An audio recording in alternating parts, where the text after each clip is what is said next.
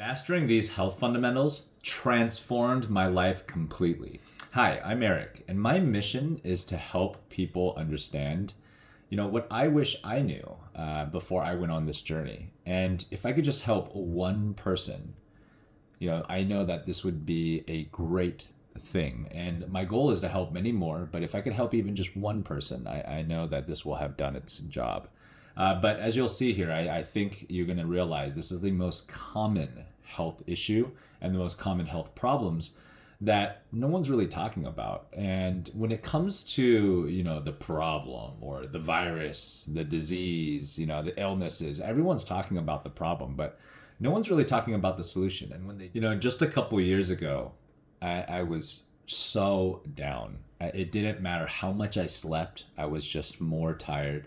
And it didn't matter what I did, it just didn't seem that I felt right. And so I had to get my health in order. I was way too young to be, headed down that slope. And I just wouldn't accept that, when you're 30 or 40, that, everything is downhill. I've seen far too many examples of people that are hitting their prime in their 30s, 40s, and beyond now. And because of nutrition and because of advancements in getting safe water and getting clean food, we're really seeing people perform well into their 50s and even 60s very well. I mean, fully functioning, everything is working. And, as they say, when it comes in, Eastern philosophy or in Eastern medicine, everything has to do with circulation. And if our circulation isn't working well, if we're not able to move, if we're not able to stretch, if we're not able to get our blood flowing, then that's a huge issue. So we want to look at these signs as indicators, and we want to address these signs before they become more serious. So let's go ahead and look at what are the health fundamentals that we should, take a look at, or we should focus on a daily basis. And that way we can really set ourselves up in the right direction. I mean, if we have years and years of denying ourselves these health fundamentals, and as we go through these things, don't just, follow it because I'm saying it. These are things that have worked for me, and the hope is that these are things that will work for you as well. But the good thing about this is that as more people look for solutions, and instead of focusing on the problem, as more people try to find out what is actually making us healthy, what is keeping us healthy, and if we're sick, what is getting us back to health, or rather, when we are healthy, what is keeping us healthy, even if everything around us and everybody around us is sick. And that's what we have to realize, is that not everybody gets sick, and we don't just get sick from other people. I think that's the story and the narrative that, anybody that wants to sell a drug or a doctor or hospital wants to sell us. But there's also another story that we choose to get sick, that the choices, the habits, and the situations that we're in create sickness, and that it's a choice. And so, of course, I mean, if you're in a bad environment and you're in bad water and there's toxins, poisons, and chemicals, you're going to get sick. But it's also your choice to not be there. And so I hope that makes sense. As we get into the health fundamentals, I want you to understand, I guess the main point of this is just that, we can, if we just understand what keeps us healthy, we can do the things to choose health. And that's actually the first thing is the intention and the choice to do so. But as we go through these health fundamentals, I just want you to understand it and make the choice for yourself to see if this is something, that would work for you. And if it is, if you even think that this would work even 1% or even 2%, I strongly encourage you, to take the next couple of days and the next couple of weeks, to implement this stuff. And just because, you try it once or twice and it doesn't work, I wouldn't recommend that you just give it up. In fact, I would try like 100 times, as they say, when, you're a child, or if you're raising a child, if they don't like something, you don't just give up after trying once or twice. You want to try 100 times of something before, you give up, especially if it's something important like, broccoli or, blueberries, or something that you think that is really good for their diet. Now, of course, we'll also get into being mindful about food allergies, which is a very important thing. But I'll do my best to summarize kind of what I've learned and how I keep track of my health fundamentals in my life. Okay, so I think the most important thing, the number one most important thing is first we have to choose, and we have to realize that it's a choice. When we blame other people, or if we blame everything outside of us, and we focus on things that are outside of our control, it's very easy to get stressed out, to get discouraged, and to get depressed. And so the first thing that we want to do is realize that it is a choice. Health is something that we choose. Health is something that when we choose it, we can bring it into our lives and we can understand what it is. But if you're not even choosing health, if you're choosing to be sick, if you're choosing to not care, if you're choosing to be discouraged, then first of all, we got to make that first step. So first step is intention. And the reason why I mention intention is because there's a guy by the name of Dr. Joe Dispenza is known today. He has a severed spine, and it's supposed to be medically impossible to be walking around without, a spine that's attached. But the unique and interesting thing is he did a mind practice. He did mind healing. And so what he did was he had the intention to heal his spine, even though all science was telling him that he would need to put screws or he would need to do some kind of severe surgery to heal himself. He didn't want to do the surgery. And in fact, he knew that the power of his mind could overcome anything. And so what he did is for 6 weeks, he seriously studied, or not studied, he focused. He focused with the solution in mind. He focused with the intention and the solution in his mind, visualizing it and creating that visualization. So instead of worrying and having fear in his mind, having doubt in his mind, all he did was visualize what it would be like to be walking again. He visualized the fibers in his muscles connecting again, and he visualized that process. 6 weeks later, he was getting well enough to where he can actually start to move, and he's walking around today. So the first thing is intention. Number two, the second thing that I would say is breath. And just like intention, it's the things that are always there, and there's so plenty we may not even think about it. And when it comes to breath, I know that there is a book called Breath, and it's gotten a lot of popularity lately. But when you actually breathe correctly, even after people have, passed the age of puberty or development, it's amazing what happens to the jaw structure and to the human function, the bodily function, when we have the right oxygen, when we have adequate oxygen. And when we have the right amount of oxygen, or optimal oxygen, our body is able to function in a different way. It's like putting our body into hyperdrive, on turbocharge mode. And when we're in that turbo mode, we're really able to function in our optimum levels. This is as if we had perfect air, perfect environment, and the perfect food and the perfect surroundings. But the most important thing is making sure that we have the proper air. So breath is not just about meditating. It's not just for monks to do. It's not just for a religious exercise. It's the most important thing that we can do for our health. And so there's a lot of breathing exercises, out there. I'm not going to go over specific ones here in the video, but just understanding that breath is not just something for thinking and meditation. It's not just something for martial arts, and it's not just something for sports. It's the most important thing that we'll learn, and we should learn to practice and make a habit for the way that we operate. It's directly tied to our emotions. Snipers are trained to use it to control their breathing, to control not only their emotions, but the way that they're able to shoot. So from everything from being a sniper to being a superstar in sports to being a chess champion, you need to control your breath. Your breath is the most important choice that you can make. And as you choose to do the breathing properly, it's amazing what effects it has down to all of the other areas of your body and your life. Number three is water. Water is the most important thing that is also overlooked. It's not the things that we know.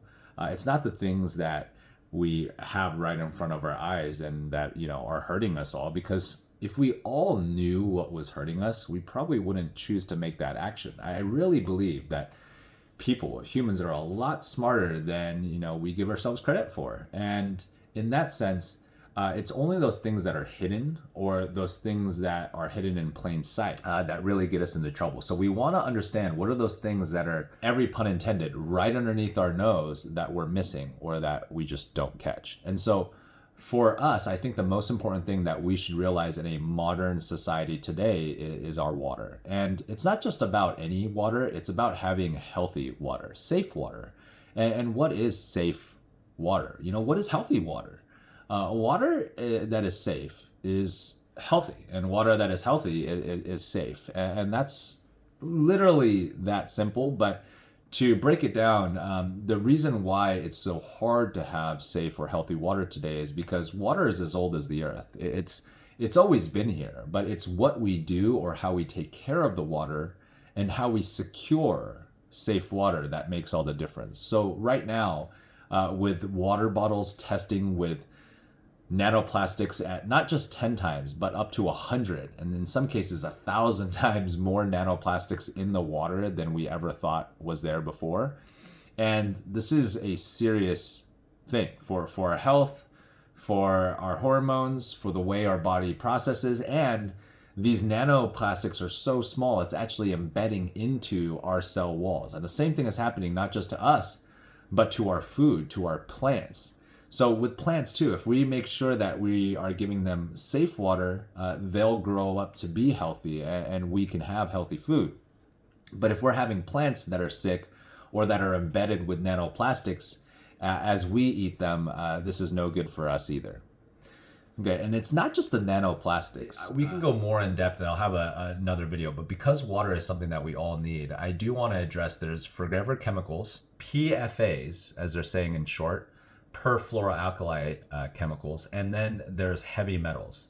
They're doing a lot of work now, which is for the first time ever on the federal level, to clean these things up in the water supply. But these laws that were passed, last time I checked, and from my experience, we're not going to hold our breath, right?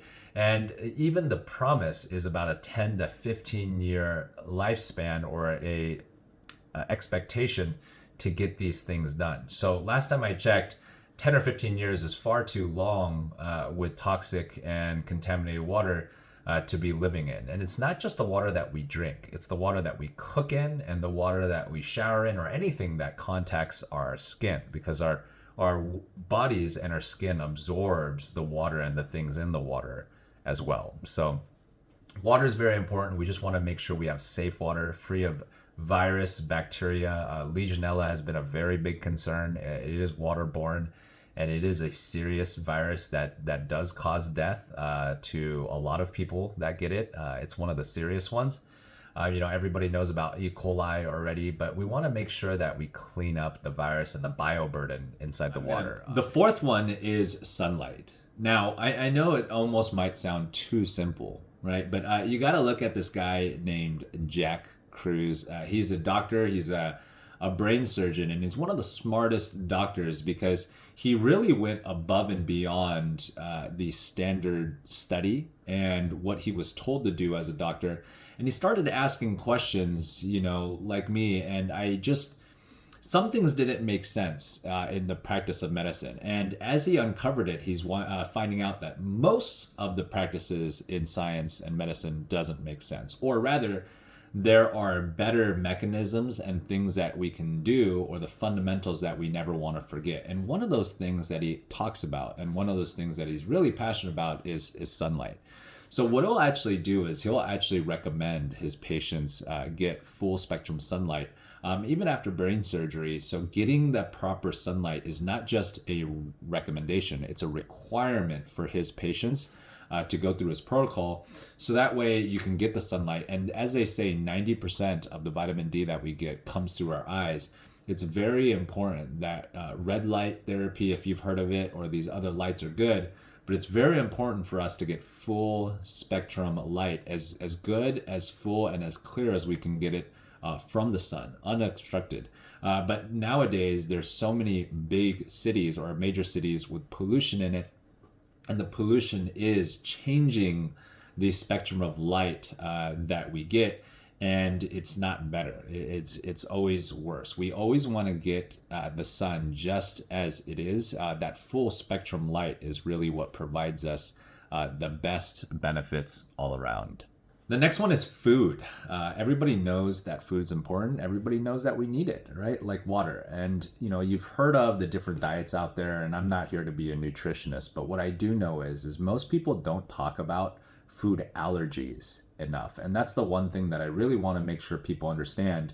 And whether it's because of the way that they're making the foods, because I've even heard of people having food allergies to a certain food here, and then when they go to another country or another method of producing it, they all of a sudden are okay and they don't need that, or they can have that food again. So whether it's a food allergy or the type or the method of growing or the type of food that they have, we want to understand that the food allergies, if ignored, can lead to very serious problems. I mean, a lot of these food allergies, even things like sluggish thinking or sluggish energy, when it's done consistently over time, I mean, it might not seem like anything in the beginning, maybe for the first few weeks, first few months, but over years, over decades, if we ignore a food allergy, that again, it doesn't seem like it's a very big issue because it's just maybe a small little mucus in our gut and we don't even feel it. But if this adds up over time, this can lead to some very serious infections, diseases, or other illnesses inside the body. And it could be something as simple as just avoiding a food that we have a food allergy to. But the thing about food allergies is it's unique. In the same family, you can have a whole family being able to eat rice, for example, but there's actually Asian people that are allergic to rice.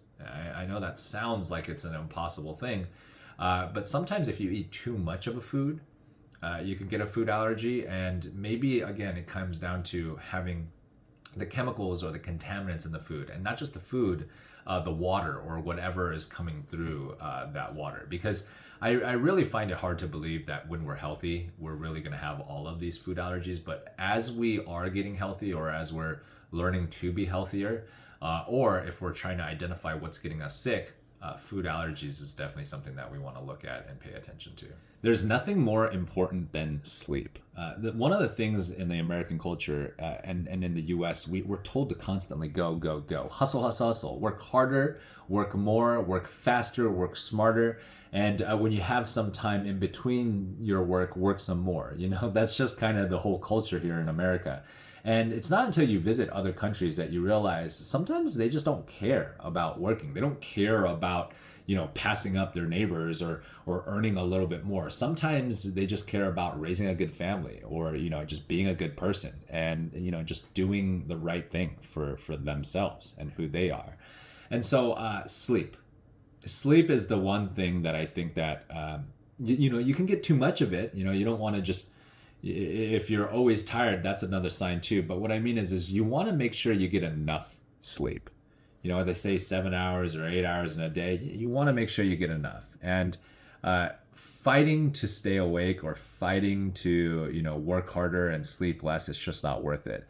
In fact, I tried it too, and maybe you'll find the same thing. But you might be able to work a couple of years off of less sleep, but you actually work better, you work more effectively, and you're able to get more done when you sleep well. So make sure you get the right sleep. And this goes into the next topic, but stress is so important. So it's not just about sleep, but it's about removing stress and recovering. So you have your performance days, but you got to have your recovery and your rehearsal days as well. It's not just about go, go, go all the time, but when you can have the 80-20 rule and apply it to life and understand that there are these performance days, rehearsal days, and recovery days, and to actually plan these out, then we can have a lifestyle where, we're not go, go, go all the time, and we can sleep, we can recover, and we can actually remove the stress that's unnecessary and avoidable in our life. Okay, and then the last one I think is more like a philosophy. It's more of a category because there's a lot of things underneath this, but it's about returning to nature. And when they talk about returning to nature, this is about like removing, stress from our lives, unnecessary stress, removing anything that's synthetic. It's okay to have some plastics. Some plastics are okay if we use them properly, but we don't want to have, all these nanoplastics, all of these forever chemicals, all of these heavy metals inside of our body. There's no safe amount. No matter what 3-letter organization or what 4-letter organization tells us there's some safe amount, you don't want to trust them. And they don't do the studies long enough, like through generations, for them to really have the right to deem anything as safe. So the safest amount is 0 of any chemical contaminant or poison. And that's why I've started this safe water guide. And it's really to educate people that there's no safe amount of contaminants. I mean, there's some contaminants that you can have and you won't die immediately. But, this safe level of contaminants or the safe level of any chemical is very suspect, because now there's so many different chemicals and so many different classes of contaminants or toxins. If you're exceeding, or if you're at threshold on heavy metals already, and then even if you have a little bit of forever chemicals, not the limit, but even if you have a little bit, it could be what gets you over, or it makes you sick. And at that point, we just don't want to risk it. So it's not about having a safe amount of chemicals. There's no amount of chemicals, toxins, or poisons that are safe. We just want to remove them. And same thing when it comes to nature. There is a lot of things that we've done to our environment to make it very fake, very synthetic, from the light that we use to literally, we want shoes and socks, but removing ourselves from the earth has disadvantages, severe disadvantages. And just like static is built up in a balloon and it's released, we want to do the same thing with our body. And it's actually a primary reason why people are getting so sick. I mean, you've heard of the term antioxidants and oxidizing. So whenever you have, poisons in the body or anything that's going to oxidize very well in the body, that is even increased if we're in a state and we're not properly grounded and we're not properly rested. So outside of us making the choice to be well rested, so that way we don't have all these hormones and cortisol that's released into our body, it's making sure that we are properly grounded. So like magnetism is very important, and putting your feet into the ground, because not only are there health benefits to people that wear magnets or people that go into these magnetic machines, and they're demonstrating time over time where people maybe had a head injury or got a concussion, and they should have gone through a much more serious injury and pain. But instead of it going 2 or 3 weeks, the time for recovery is reduced down to just a couple of days. So magnetics will do this, and so will pulsed EMF, PEMF, or pulsed electromagnetic fields. And there's a lot more new technologies that we're seeing that are going to come out that add to this. And it has everything to do from electromagnetism to sunlight, which is really all the same thing, right? Which Nikola Tesla said, if you want to know the secrets of the universe, study energy, frequency, and vibration. And we're finding out that wasn't just a quote. That was the best and most significant wisdom and sign that we could have got. So I hope that makes sense. That's kind of what I do to look at my health. And I'll kind of leave you with this final thought, is that when I worked in the dental field, I learned a lot, is that right now in healthcare, we're taught to go to a hospital, and we're taught to go to a dental office or be scared of a dental office, but it should be inversed, almost 80-20, if not 90-10. And let me explain is, 70% of all heart disease and breast cancer starts from the mouth. We have a decay, disease, or any kind of infection, whether it's from a root canal that got infected or just any kind of, disease that's there and it's just untreated. Whether you didn't go to a dentist, or whether there's pain and that we're just ignoring it. Any kind of pain in the body is a sign, it's a signal, and we don't want to ignore it. It's our body, giving us an alarm.